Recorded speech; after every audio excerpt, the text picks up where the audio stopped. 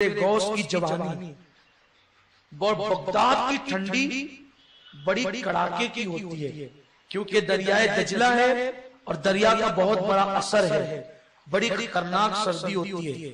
وہ سردی کی برکتوں سے ہم بھی مالا مال ہوئے ہیں، ایسی سردی کہ کمبل میں پڑے رہنے کو جی چاہتا ہے، اتنی ٹھنڈی۔ اور اب تو اونچی اونچی عمارتیں بن گئی ہے تو اتنی ٹھنڈی ہے، جب چھوٹی چھوٹی جھوپڑیاں اور جھوپڑے رہے ہوں گے تو کیسے سردی رہی ہوگی۔ تو آپ اپنی والدہ نے جو چادر دی تھی وہ چادر اوڑھ کر بیٹھ گئے اور اللہ رب العزت کے ذکر میں مصروف ہو گئے۔ اس وقت آپ کو شیطان نے بھی جو ہے وہ ورغلانا شروع کی، اور آپ پر جب شیطان نے حملہ کیا تو آپ پہ غسل کی حاجت ہو گئی۔ آپ اٹھے، سوچا کہ مومن کو ناپاک رہنا زیبا نہیں، پہلی رات بغداد کی، اٹھ کر کے دریائے دجلہ پر گئے اور ٹھنڈے ٹھنڈے پانی سے غسل کی، پھر آئے، پھر بیٹھے، نیند کا غلبہ ہوا، پھر غسل فرض واجب ہوا، پھر اٹھ کر کے گئے۔ اس طرح ایک رات میں آپ پر 70 مرتبہ غسل واجب، اور آپ نے اس رات میں 70 مرتبہ غسل کیا۔ یہ آپ کا امتحان تھا، یہ آپ کی آزمائش۔ اس کو بدعقیدے بڑی چستیاں لے لے کر کے کہتے ہیں کہ دیکھو ان کی کتاب میں لکھا ہے کہ 70 مرتبہ غسل فرض ہوا۔ میں کہتا ہوں تجھ پر یا تیرے باپ پر اتنی بار غسل فرض ہو تو تم مر جائے۔ یہ بھی میرے غوث کی کرامت ہے کہ 70 مرتبہ غسل فرض ہو۔ ایک بار ہونا تو یہ حالت ہوتی ہے، ایک بار ہو تو حالت یہ ہوتی ہے کہ جن پہ واجب ہوتا ہے وہ جانتے ہیں، پورا جسم نڈھال ہو جاتا ہے۔ اور میرے شیخ کی شان یہ ہے کہ اور پھر تو ناپاک پڑا رہتا ہے صبح تک، اور میرا غوث دجلہ کے پانی میں غسل کرتا ہے۔ اب آئیے یہ کرامت کیسی ہے میرے غوث کی؟ بھائیو، ایک رات میں زیادہ سے زیادہ 14 گھنٹے ہو سکتے ہیں، ایک رات میں زیادہ سے زیادہ 14 گھنٹے ہو سکتے ہیں۔ تو جانا دجلہ پر، نہانا، پھر آنا، کم سے کم 1 گھنٹہ تو پکڑیں، کم سے کم 1 گھنٹہ تو پکڑیں، کیونکہ جانے کو وقت لگا، آنے کو وقت لگا، نہانے کو وقت لگا۔ تو اگر اس طرح جوڑے تو 14 ہی گھنٹے ہوتے ہیں، اور 14 گھنٹے سے بڑی رات پکڑے تو 16 گھنٹے، 18 گھنٹے، اس سے زیادہ بڑی رات تو ہو نہیں سکتی۔ تو آخر وہ رات بھی اللہ نے کتنی بڑی کر دی تھی امتحان کے لیے کہ 70 مرتبہ آپ نے غسل فرمایا۔ یہ ساری کیفیت شیخ حماد دیکھ رہے تھے، اور پھر پتا چلا کہ آنے والا کیسا ہیرا ہے۔ تو پھر انہوں نے صبح کے وقت اپنی خانقاہ میں استقبال کیا، سینے سے لگایا اور خود ہاتھ چوم کر کہتے ہیں شہزادے معاف کرنا، مجھے اس امتحان کا حکم غیب کی طرف سے ہوا تھا، ورنہ مجھ میں کب ساتھی کی طرح امتحان لیتا۔ سرکار غوث پاک نے پھر پڑھائی کا آغاز کیا، اور آپ تعلیم شروع کرتے ہیں اور پڑھتے ہیں۔ پڑھائی کے دور میں غوث پاک فرماتے ہیں کہ میں جو ہے وہ درخت کی پتیاں کھاتا، اور میں جو ہے اللہ اکبر، مدرسے کے بچوں کا حال یہ تھا کہ وہ سیٹھوں کے دروازوں پر جاتے اور اپنا حصہ لے کر کے آتے اور کھاتے۔ ایک بار میں بھی گیا سیٹھوں کے دروازوں پر مدرسے کے بچوں کے ساتھ، میرے ضمیر نے کہا عبدالقادر تو مانگے گا، تو میں واپس آیا۔ جب واپس آیا تو میں جنگل میں گیا تاکہ میں کچھ گری پڑی چیزیں اٹھا کے کھا لوں۔ تو وہاں گیا تو وہاں پہلے ہی کئی لوگ مجھ سے پہلے موجود تھے جو گری پڑی چیزوں کو ڈھونڈ رہے تھے۔ سرکار غوث پاک رضی اللہ تعالی نے ان حالات میں زندگی گزاری ہے۔ اس کے بعد جب آپ تعلیم حاصل کر کے تقریباً جو ہے 38 سال کی کم و بیش عمر میں پہنچتے ہیں، تو اس وقت سرکار غوث پاک رضی اللہ تعالیٰ اپنی خطابت کا آغاز کرتے ہیں۔ یوں اس شان سے علم حاصل کیا، چاروں فقہ کا علم حاصل کیا غوث پاک رضی اللہ تعالیٰ نے۔ لیکن حالت یہ ہے، میں بھی عرض کر آیا ہوں، غوث پاک کے دور میں، چونکہ شاید آپ میں سے اکثر لوگ وہاں نہیں تھے، اشارہ دوں گا، غوث پاک کے دور میں یہ تھا کہ مسجد کے اندر جو امام لوگ تھے ان اماموں کو عیسائیوں نے قتل کر دیا تھا، اور ان کی جگہ عیسائی امام بن گئے تھے۔ یعنی وہ دور اتنا خطرناک تھا، یعنی مولوی ملا بن کر عیسائی چلے آئے تھے، نماز وہی لوگ پڑھاتے تھے، خطبے وہی دیتے تھے، تقریریں وہی کرتے تھے، مسلمانوں کے نکاح بھی وہی کرتے تھے، اور حالات کیا تھے کہ جب وہ تقریر اور خطاب کرتے تو اس میں 6-6 گھنٹے کی تقریریں ہوتی، 4-4 گھنٹے کی، اور جب تقریر کرتے تو اللہ اس کے محبوب کی تعریف کرتے، اور تعریف میں یہ ہوتا کہ بیچ میں 2-4 جملے اپنی طرف سے حضور کی توہین کے ڈال دیتے تاکہ لوگوں کے دل میں کسی طرح آقا کے لیے نفرت پیدا ہو جائے۔ دیکھو اس زمانے سے یہ سلسلہ شروع ہوا ہے اور آج کے دور تک ہے، اور آج کے بعد قیامت تک یہ سلسلہ رہے گا حضور سے دور کرنے کا۔ آپ لوگ کہتے ہیں فلاں مقرر صاحب آئے شہر میں، دیکھو کیسی تقریر کرتے ہیں۔ ہم نے سنی علماء سے بھی ایسی تقریر نہیں سنی جو فلاں صاحب سے سنتے ہیں۔ آپ کتنے سنی علماء کو جانتے ہیں؟ آپ اپنے علماء کی توہین کیوں کرتے ہیں؟ آپ نے کتنے سنی علماء کو اب تک دیکھا ہے؟ آپ عجیب بات کرتے ہیں، آپ کے پاس وقت نہیں ہے، زبان سنبھال کر بولو۔ ارے بدعقیدوں سے قرآن کی تلاوت سننے کے لیے منع کیا گیا ہے، آپ تقریر سننے جاتے ہیں کیونکہ وہ 10 بات 50 بات اچھی کرے گا، ایک بات ایسی کر دے گا جس سے آپ کا ایمان چلا جائے گا۔ اس لیے جو رسول اللہ کے منکرین ہیں، آقا کریم کی عظمت کے منکرین ہیں، ان کی محفلوں میں جانا ہی حرام ہے۔ گئے بس خطرے کی گھنٹی گلے میں لٹک گئی، اس لیے کبھی بدعقیدوں کی محفل میں نہ جاؤ۔ 50 بات اچھی کرے گا، ایک بات کچھ نہ کچھ گھسیڑ دے گا۔ آپ نہیں دیکھتے ایک صاحب کے بارے میں مجھے کہا گیا کہ فلاں صاحب بڑی اچھی تقریر کرتے ہیں، آپ سنیں؟ میں نے کہا میں نہیں سنا، میرے پاس ہمارے بڑے بڑے علماء موجود ہیں، ہم ان کو سنیں کہ ان کو سنیں؟ کہا نہیں، تھوڑا تو سن لیں۔ تو میں نے کہا کہ چلو تم کہتے ہو تو تمہارا دل رکھنے کے لیے ایک کلپ سنا دو۔ اب وہ کلپ اتفاق سے آئی، میرے غوث کا کرم، وہ حدیث پڑھ رہا تھا کہ اللہ کے نبی صلی اللہ علیہ وسلم نے اپنے صحابہ سے کہا اے میرے صحابہ، تمہارے بعد جو لوگ آئیں گے وہ میرے بھائی ہوں گے، جو تمہارے بعد لوگ آئیں گے وہ میرے بھائی ہوں گے، اور وہ ایسے لوگ ہوں گے کہ میرے دیدار کو اتنا ترجیح دیں گے، اتنا ترجیح دیں گے کہ دنیا کی ساری نعمتیں دولتیں میرے دیدار کے سامنے ان کو ہیچ لگے گی، یعنی میرے مجھ سے اتنی محبت کریں گے۔ آقا کہتے ہیں کہ وہ میرے بھائی ہوں گے، اور پھر اس نے اب اپنی طرف سے گھسیڑا اور بات کی کہ دیکھو حضور نے ہمارے لیے کہا کہ ہم حضور کے بھائی ہیں۔ یہ بات حضور نے نہیں کہی، لیکن اس نے اپنی طرف سے ڈال دیا، اور صحابہ نے کہا یا رسول اللہ کیا ہم لوگ آپ کے بھائی نہیں ہیں؟ تو آقا کریم صلی اللہ علیہ وسلم نے کہا تم میرے صحابی ہو، تم میرے بھائی نہیں ہو، میرے بھائی وہ لوگ ہوں گے جو تمہارے بعد آئیں گے اور مجھ پہ بن دیکھے ایمان لائیں گے۔ میں نے کہا چلیے ایک بات تو ایسی کہہ دی کہ لو آپ اپنے دام میں صیاد آ گیا۔ صحابہ کہتے حضور ہم آپ کے بھائی نہیں، تو حضور کہتے نہیں تم میرے بھائی نہیں ہو۔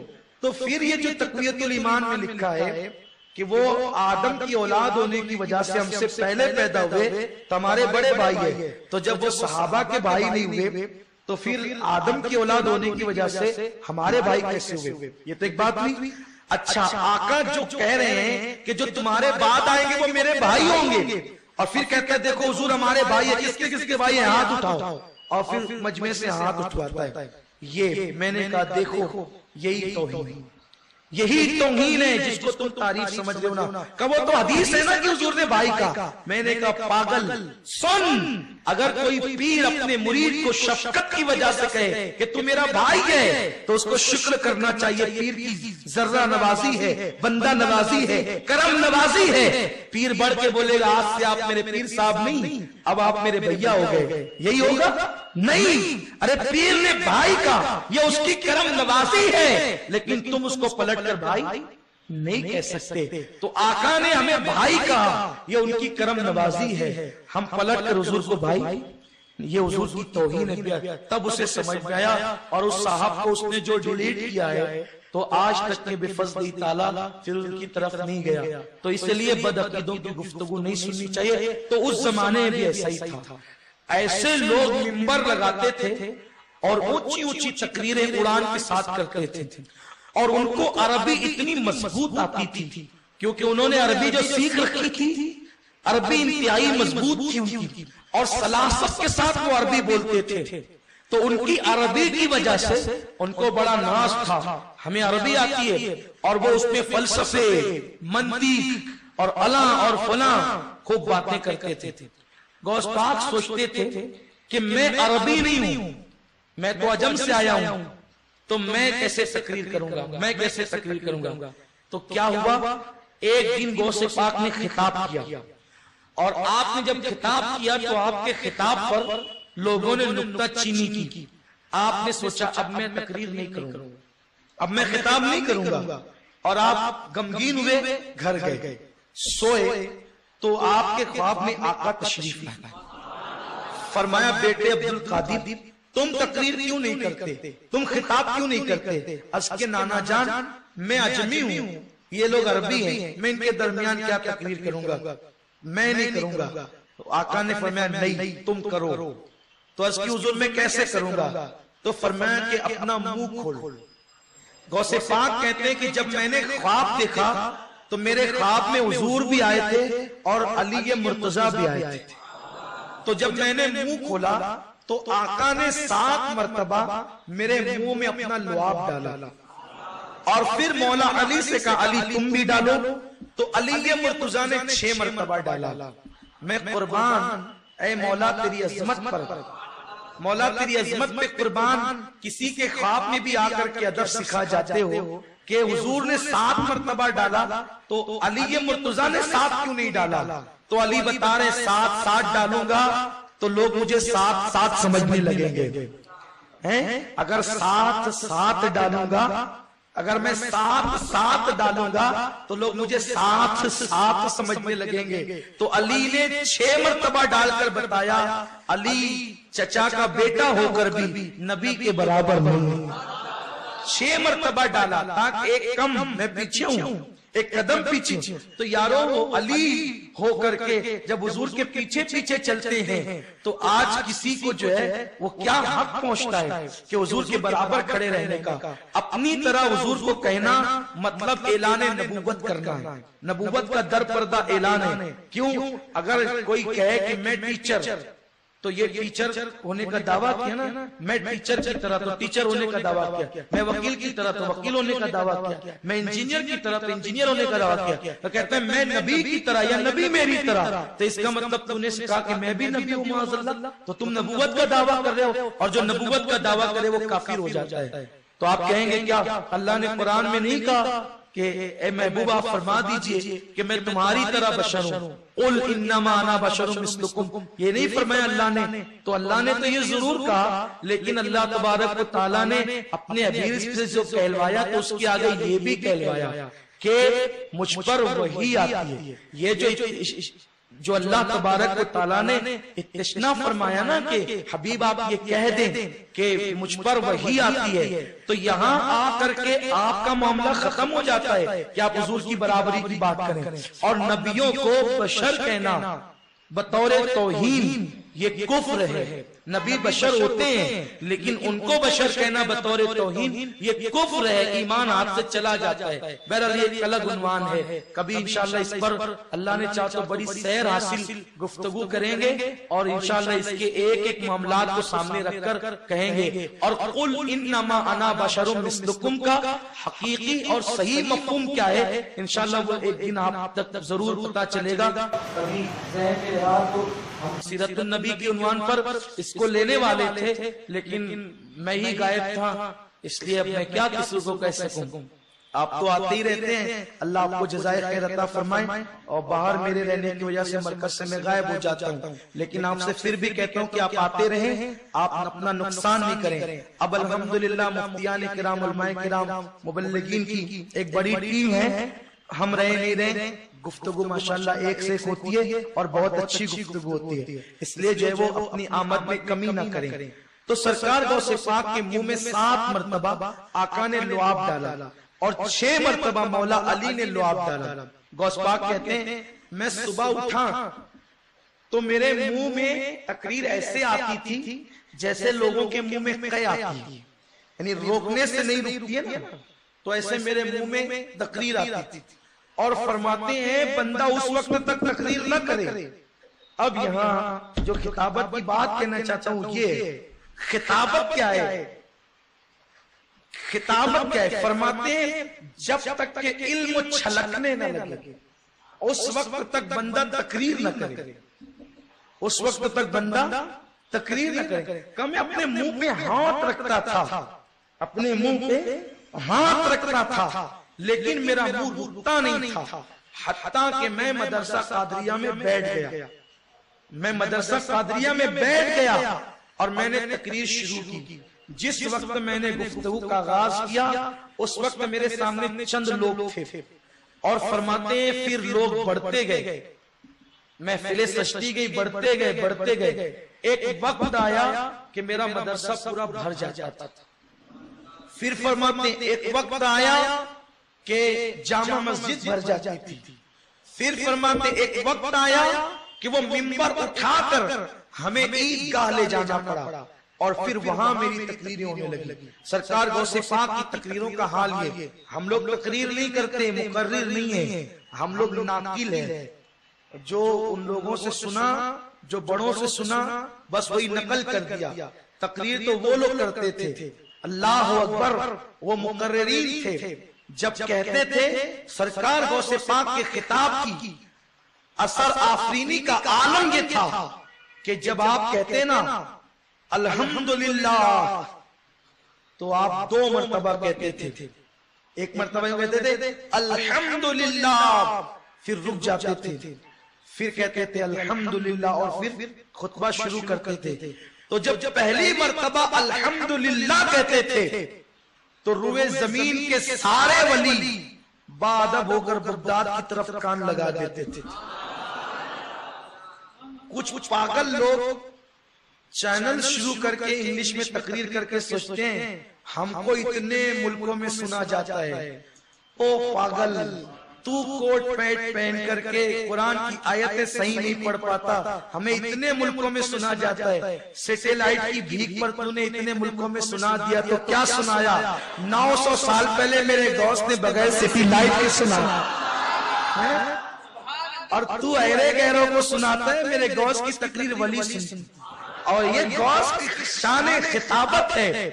2 مرتبہ پہلی بار کی الحمد میں جو ہے وہ سارے ولی روئے زمین کے ادھر مخاطب ہوتے تھے، اور صرف ولی ہی نہیں، اس زمانے میں بہت بڑے عالم تھے، جنات کے عامل۔ جنات نے جا کر کے کہا آپ نے جنات کا عمل کیا ہے، اس ٹائم سے لے کر اس ٹائم تک آپ عمل مت کرنا، ہم میں سے کوئی نہیں آ سکتا۔ اس عامل نے کہا ہم نے عمل کیا ہے، محنت کی ہے، عمل جب کریں گے تمہیں آنا پڑے گا، وظیفہ جب کریں گے تمہیں آنا پڑے گا۔ وہ کہتے ہم نہیں آئیں گے۔ کیوں نہیں آؤ گے؟ کہ اس لیے کہ اس ٹائم میں غوث پاک کے خطاب کی محفل سجتی ہے، اور دنیا کے سارے جنات میرے غوث کا خطاب سننے کے لیے جاتے ہیں۔ سرکار غوث پاک کی ایک محفل میں 70 ہزار کا مجمع ہوتا تھا، 70 ہزار لوگ ہوتے تھے، اور 400 قلمکار ہو کر غوث پاک کا خطاب لکھتے تھے۔ اللہ اکبر، اس کتاب کی شان یہ تھی، نہ مائک تھا نہ کوئی ظاہری ذریعہ تھا، پہلے بیٹھنے والا جیسے قریب سے شان سے سنتا تھا، آخری بیٹھنے والا بھی اسی شان سے سنتا تھا۔ اور جب آپ تقریر کرتے عیسائی آتے تو مسلمان ہو جاتے، فاسق و فاجر